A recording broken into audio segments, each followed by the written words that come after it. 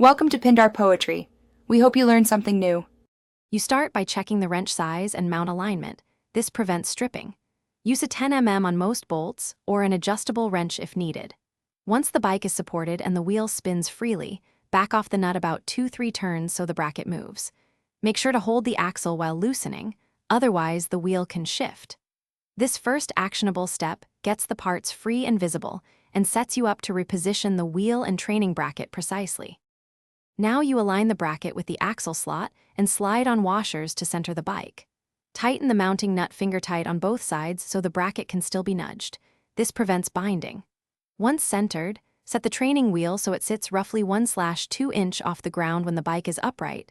That gives support without stopping natural lean. Make sure to check angle and spacing on both sides. Correct symmetry keeps steering predictable and reduces wobble. Finish by tightening the nuts firmly. Use a torque equivalent feeling, snug and secure without crushing the axle. Then apply a drop of thread locker or a lock washer to prevent loosening. Once done, spin the wheel to confirm it rotates freely and that clearance stays at about 1/2 inch when you press the bike upright. If you notice wobble or rubbing, recenter the axle and swap washers. If the bracket is bent, replace it. One key tip: persistent wobble usually signals a bent bracket or loose axle alignment. Thanks for watching. Consider subscribing if we helped you.